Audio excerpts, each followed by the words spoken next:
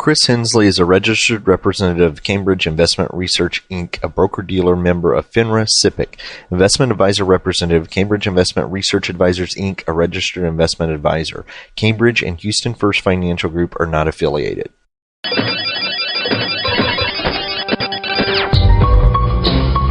The Houston Midtown chapter of the Society for Financial Awareness presents Money Matters with your host, Christopher Hensley.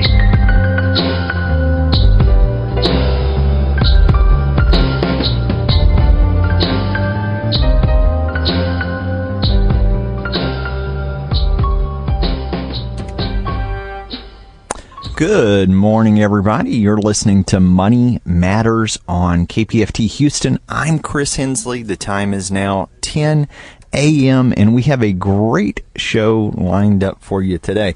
Well, welcome back. Last week I did a rebroadcast because we were just coming back from Hurricane Harvey. Houston has really been devastated over the past couple of weeks here, since we are now 2 weeks out of that. Our topic for today is going to be financial recovery after a natural disaster such as Hurricane Harvey, which we were here in Houston. I don't have a guest today, but what I'm doing is I'm going to try to really share some information for local Houstonians, people in the Gulf Coast area, and it's looking like maybe people from Florida as well, with a hurricane right off of the coast of Florida right now. Share some information on things that they can do to recover financially after we have a natural disaster. Usually, this is a interview format on the show. I do not have anybody here on the show today, but what I'm going to do is share information that Houston Money Week has compiled. And so we, over the past 2 weeks since the hurricane, got an email from Houston Money Week yesterday of different resources that we're really trying to get the word out and let people know about. So we'll dive right in that shortly after just kind of an update here. As you know, I usually reserve the first few minutes of the show to tell you kind of the calendar of things that we have going on over the month. Some of that has been rescheduled. So I was supposed to have a talk out at Subsea Engineering about retirement, retirement traps, things to avoid when you're about to reach retirement, and that was going to be on the 12th. That has been kicked until the 19th. They are off of West Sam Houston Tollway, and still, up until this week, people who were coming in out from Katy have been reporting 2-hour drive times to get into the heart of the city, into the inner loop, and so lots of things that if you're outside of the Houston or Gulf Coast listening area, we are still in flux. Things are still volatile here. That particular talk has been pushed off to the 19th. I did also have one that was going to be co-sponsored with the Houston Metropolitan Federal Credit Union with the City of Houston Water Department, and that one has just been straight canceled. It kind of made me laugh only because we had the same thing happen either last year or the year before. We did one on tax day, and that one, it seems like all of these major storm events happen around the same time. I know when you're in the middle of this, it's hard to remember that things will be better, but that is one of the reasons that we're wanting to get this information out, is because things will get better. Right now, it's not looking good as far as the finance and the economics to rebuilding Houston and the Gulf Coast after this storm, but we will come back. Separate from that, you heard me mention Houston Money Week. We were going to have a leadership meeting this month, but that one got canceled because it was right during the week of the hurricane. We are still having a partner meeting, and that will be towards the end of the month. And if you're interested, we would always encourage people to come out and visit us on. We're going to be at the United Way building from 2 to 4 on September 19th. That is for partner meetings. So remember, Houston Money Week is a low to moderate income, really anybody in the city of Houston who is interested in financial literacy, economic development here in Houston, in the Gulf Coast region. We work with nonprofits, for-profits, city government, anybody who really helps us achieve that mission of getting financial literacy out free and of no charge or cost. You can find out more about Houston Money Week by going to the website www.houstonmoneyweek.org. Now, Money Week as an event always takes place in April, so I know we're here not even into 2018 yet, but that's how big the event is that there's a big build-up before we actually get to it. So we are in the planning stage. It's a good time for partners who are interested in joining to come on out and find out what we're really all about. Again, to find out more, HoustonMoneyWeek.org. With that, let's go ahead and get into the information that we had. And I mentioned that I had received, I'm going to give credit to Houston Money Week because they are putting together a lot of the resources that are available to people that are affected by the floods here in the Gulf Coast region. And I'm going to start by kind of doing a macro view. We'll talk about, there's a couple articles I pulled, one from the Houston Chronicle that was as early as yesterday that was talking about FEMA looking to buy out homes that were flooded by Hurricane Harvey. So we'll kind of talk about that. And there was an article in the New York Times that was just talking about when we look at the finances behind this, when we look at the dollar signs behind this, how much is this going to cost the city of Houston? Not just the city of Houston, but on a macro level, federal dollars, FEMA, how much money are we talking about for recovery? Is this going to be a quick recovery for the city of Houston? So let's start by that. I wanted to share that New York Times article. This is written by Connor Doughty, and this was published on August 28th. It says the brutal storm pummeling the Houston area is likely to rank as one of the nation's costliest natural disasters, with tens of billions in lost economic activity and property damage across a region crucial to the energy, chemical, and shipping industries. But economists say that region is likely to recover quickly and may even experience a bump in growth from rebuilding. The Houston metropolitan area, the nation's fifth largest by population, accounts for about 3% of the nation's gross domestic product. The area has a large and growing population and attracts continuous investment in oil-related manufacturing. It's also an important cog in the global trade. Texas accounts for about half of the petroleum and gas exports, along with about a fifth of chemical exports. The economic damage will be moderate, with disruptions to the heart of the nation's refinery and the petrochemical industries in August and September, said Robert Dye, chief economist at Co-America Bank. Texas is often thought of as a center of oil production, but the Houston area, and Mr. Dye said to the Gulf Coast, was about 30% of the nation's refining capacity, with about half of that now shuttered by the storm. As a result, wholesale prices for gasoline jumped 6 cents to $1.73 a gallon in trading Monday on the benchmark contract that settles next month. The AA Motor Club said gasoline was selling for $2.37 a gallon on average across the country, 4 cents more than a week ago. On the other hand, crude oil prices fell as traders anticipated demand would fall with fewer refineries open and able to take delivery of the crude. It may take weeks for refineries to repair and replace damaged equipment. Mr. Dye said, port facilities have also been damaged, and this may result in an export bottleneck. Indeed, with the Port of Houston and Corpus Christi's smaller port directly in the storm's path, a key logistics hub for the south central United States is set to be out of commission for days, if not weeks. Nearly half of the exports from Houston consist of resins, plastics, chemicals, and minerals, reflecting the concentration of the nation's petrochemical industry on the Gulf Coast. Major imports flowing through the port include food, construction materials, machinery, and retail consumer goods. Ellen Zentor, chief United States economist at Morgan Stanley, said that although the Hurricane Harvey's impact on the national gross domestic product in the third quarter might be fairly neutral, the lagged effects of rebuilding homes and replacing motor vehicles can last longer, providing a lift to gross domestic product in fourth quarter and beyond. So I'm just going to pause it there because that's a very good point. If we're looking at how the economic impact of a storm can affect a city, just think about things like transportation. If you are in Houston and you saw one car flooded, you saw two cars flooded, imagine the scale of that, not just across Houston, and that's what people outside of Houston don't realize. The sprawl in Houston goes to the Woodlands, to Dickinson, to Baytown. I mean, this is a massive huge area. And think of the scale of all of those, just the cars alone. Just being able to, if anybody had comprehensive coverage on their car and they were able to replace it, think of that times X number of people across the Gulf Coast region. So that's the impact in real life when we see people not, and you need transportation to get to work. You need transportation to make a living, to feed your family, to be able to. We are not a city with a mass transit system that can get us from point A to B without a car. So very important. Let's continue with the article. It says, on the other hand, an extended rise in gasoline prices could have a more immediate effect. Each 10-cent rise in the price of gasoline is an equivalent to a $10 billion tax on consumers.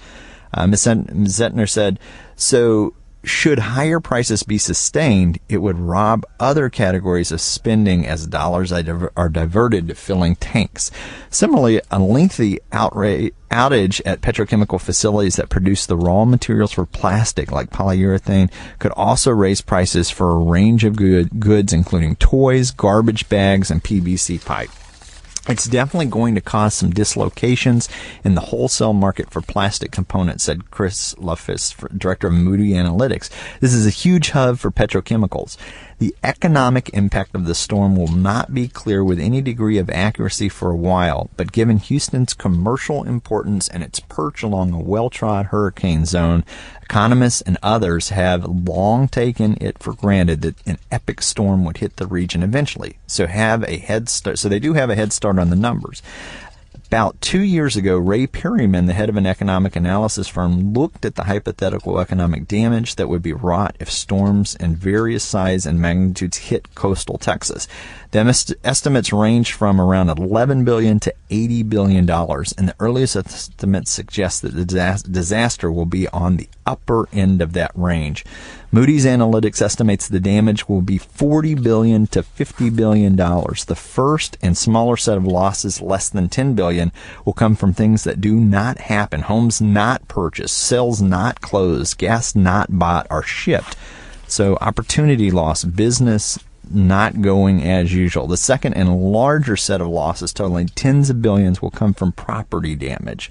Things are too preliminary to know at this point, but I would expect Harvey to be one of the two most costly in history when all is said and done, said Mr. Perryman, chief executive of the Perryman Group of Waco, Texas. The damage, while serious and expensive, is likely to be a fraction of the $130 billion in damage caused by Hurricane Katrina. Katrina was one of the worst disasters in American history, and the final toll, human and economic, was staggering. When the levees broke, flooding was sudden and immediate and eventually killed close to 2,000 people. The flooding from Harvey appears to spread over an area that has more time to mobilize, suggesting that the numbers of deaths will be far lower. Mr. Perryman said that Hurricane Katrina appeared to have a greater impact on oil production and refining. The Gulf Coast of Texas is also more prosperous and populous than New Orleans, and despite wobbly oil prices, local job growth has accelerated, along with continued improvement in home sales and construction. The number of Texas oil rigs has been rising over the past year, giving a big lift to exploration and chemical manufacturing jobs. So far, the storm seems to have damaged things that have been replenished or replaced relatively quickly. Houston has huge amounts of economic assets that appear to be largely undamaged and are unlikely to be offline for much time. Moreover, factories and refineries are rarely running at full capacity, and as they come back online, they can ramp up production to meet the backlogs that accrue. Businesses that have stockpiles and the ability to catch up, said Christopher Thornburg, founding partner of Beacon Economics, a consulting firm. As the floodwaters drain away and Texas shifts to cleanup mode, followed by a mammoth effort to replace what was lost, the daily modes of commerce will shift but not stop. Disruptions, displacement, and property damage are quickly followed by federal aid and insurance checks. This is going to be disruptive, but the Houston economy will overcome it very quickly, just like other regions, said Mark Zandi, chief economist at Moody Analytics. In fact, when natural disasters do show up in economic data, it usually is as a small growth bump a few months after the storm, when rebuilding accelerates and insurance checks are cut. So that's a good way to leave that article. That was from the New York Times. It's titled Hurricane to Cost Tens of Billions, but a Quick Recovery is Expected. Now, yesterday there was an article that came out by the Houston Chronicle, and this actually caught my eye on social media. One of my buddies that I went to high school with, she was an early filer for the FEMA claims. We were all encouraged to get in contact with FEMA if there was any loss and make a claim. And so now, not just her, but we're hearing other people come back and say that many of those claims have actually been denied. And so just to let people know so that you're not surprised, I think one of the things that they said, if the house was not uninhabitable, that it's not necessarily, even if you appeal it, going to be approved. So just to kind of say, give a forewarning there for some people who are expecting big FEMA checks, that may not be the case. And I wanted to share this article. This was the one yesterday by David Hunn. It says, FEMA looks to buy out homes flooded by Hurricane Harvey. The Federal Emergency Management Agency said it is working to accelerate buyouts of repeatedly flooded properties following Hurricane Harvey in hopes of helping Houstonians escape perennially soggy neighborhoods and keeping the federal government from paying to rebuild homes time and time again. It's unclear how many homes in Houston might be affected by the buyout plan. Roy Wright, the FEMA official who runs the National Flood Insurance Program, declined to provide details. I've got to make sure I can make the program work, Wright said in an interview on Thursday. I've got folks working on it right now. FEMA is receiving thousands of Harvey claims and paying out millions of dollars every day. By the end of Wednesday, more than 80,000 Texans had filed claims, and FEMA had issued about $76 million in advance payments. And we're not done yet, said Wright. On the 1.1 million residential structures in Harris County, only 1 in 5, or about 230,000, have national flood insurance. Of the country's 130,000 residential buildings in high-hazard areas, those in the so-called 100-year floodplains, less than half, or about 55,000, are covered despite requirements for such insurance. Wright said that the buyout acceleration was spurred, at least in part, by a Houston homeowner who called his office late one evening last week. The homeowner, whom he did not identify, had returned to her home after the FEMA buyout. FEMA was a buyout program now, but it typically wouldn't kick in a couple of years. Harris County has already bought out more homeowners than any county in the country. Wright said spending $225 million in purchases over the last 20 years. Local officials are urging Wright to move quickly, he said. Wright said his department should figure out if such a program could work and how in the next couple of weeks.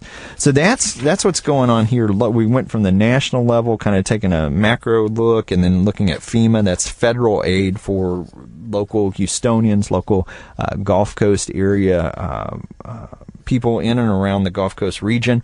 And so that's kind of the macro look. I want to go micro now and to personal finance as far as getting back on track after the storm. What assistance, what aid is out there? Because once you get rid of the FEMA, once you get rid of the federal programs, what we've seen with this storm is you really got to look out for each other. And I think that's one of the things that has come to light in the middle of this tragic storm, is that Houstonians have looked out for each other. Texans have looked out for each other. So whatever assistance out there federally, that's fantastic. But being able to get each other's back is something that is definitely a positive, a silver lining in the cloud there.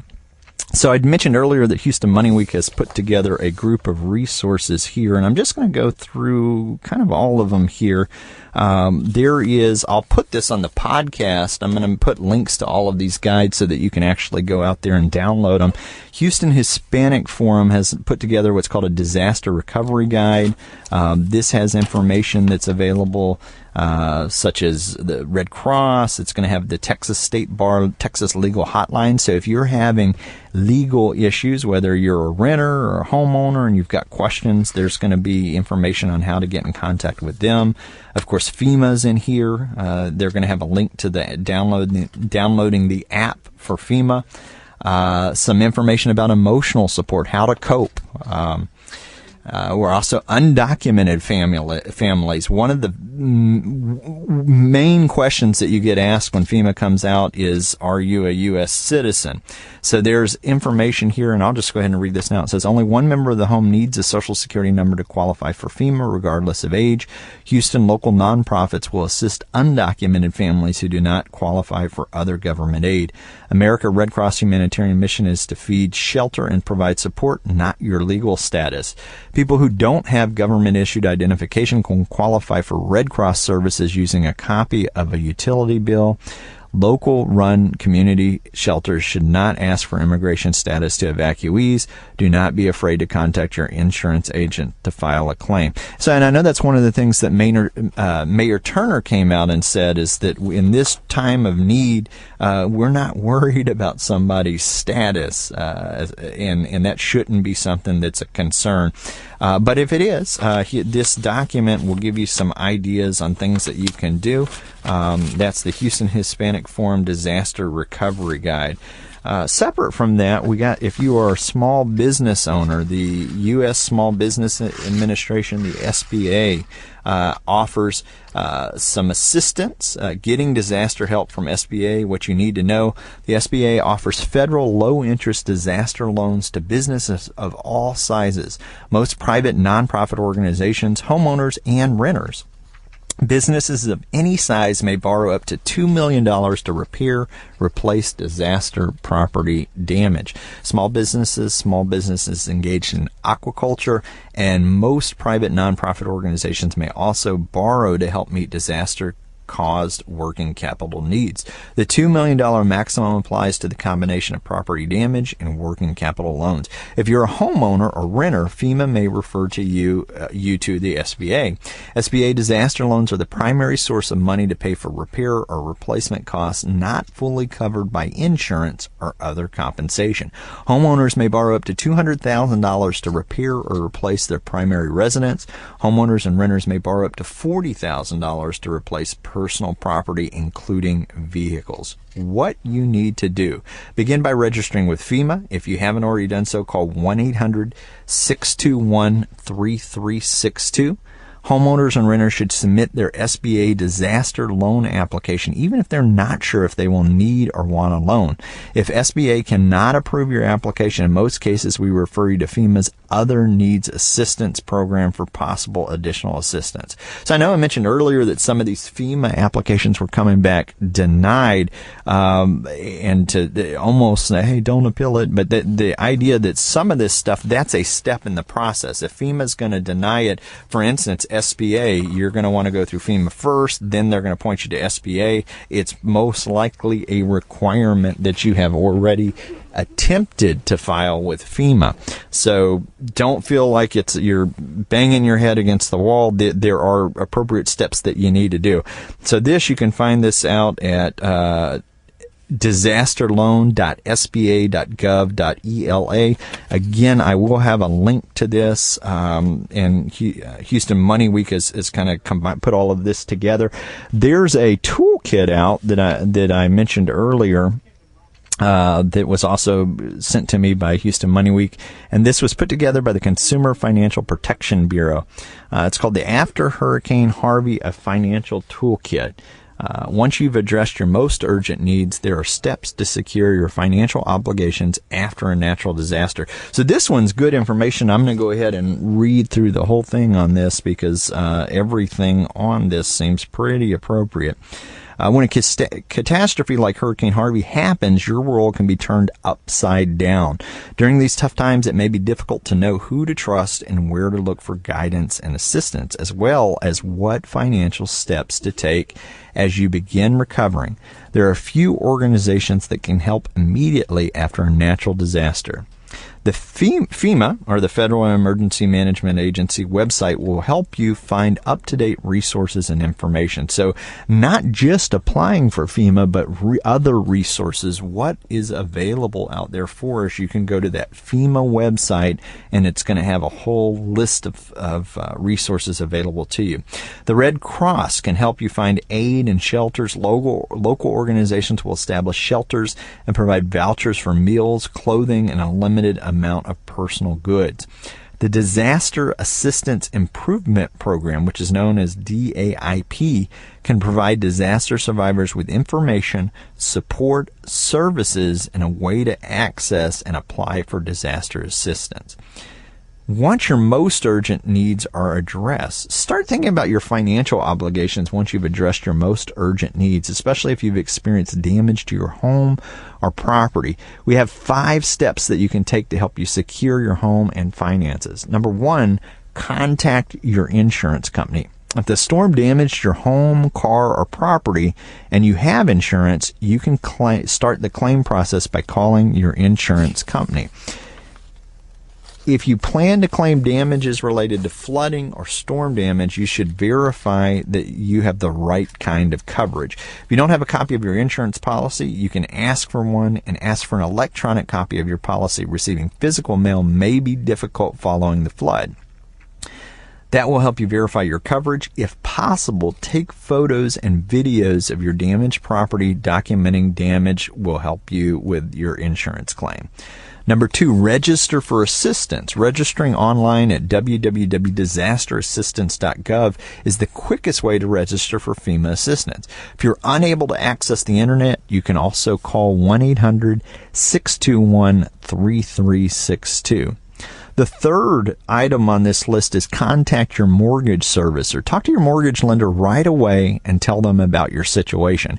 Damage to your home does not eliminate your responsibility to pay your mortgage. However, your lender may be willing to work with you given the circumstances. If you don't have your lender's contact information, your monthly mortgage statement or coupon book with you, you can search the Mortgage Electronic Registration Systems, what's known as MERS, or call 1-800-679-6377 to find the company that services your mortgage.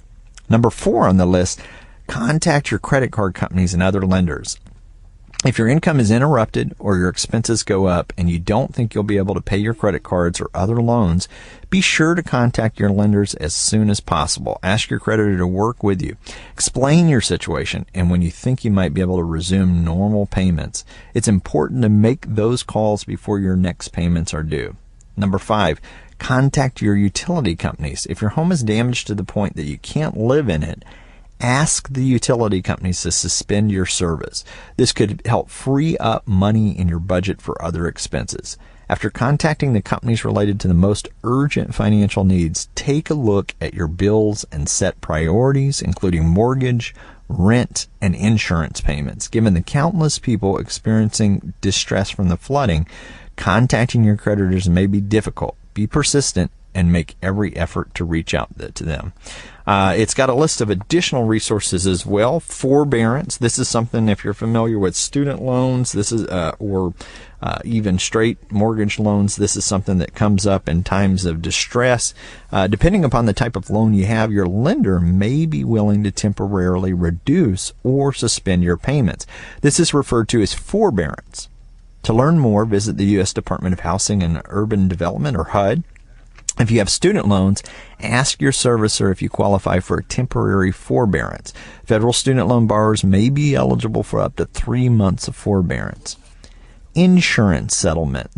This quick guide will provide you with some of the basics about how an insurance settlement works. Typically, your mortgage servicer will release a portion of the settlement money before work begins so you can hire a contractor. When the work is halfway finished, the servicer will typically release more money. The rest will be released once the job is finished and the home passes inspection. How to choose a contractor. Read our tips to consider when evaluating contractors to help fix or rebuild your home after a disaster. So those 2 guides that I just mentioned, they're going to be hyperlinks that will go off of this guide that I'm going through with you right now. Again, I am going to put this document on the podcast notes, and so you should be able to get a copy of this yourself from the podcast. And our podcast is at www.moneymatterspodcast.com. Also says, warning, be aware of scams. While many people pull together during times of crisis, there's also an increased risk for scams and fraud. To avoid scams, you need to ask questions, lots of them. Questions will help you determine if something is too good to be true. If the person trying to sell you a product or services can't or won't answer the questions, This is a red flag that you might want to look for someone else to do business with. Watch out for people who want to pay you want you to pay upfront fees to help you claim services, benefits, or get loans.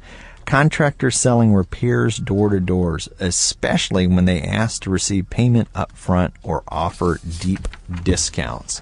Con artists, so just straight up scam artists posing as government employees, insurance adjusters, law enforcement officials, or bank employees. It is easy to fake credibility in uniforms, so do not give out personal information to people you don't know.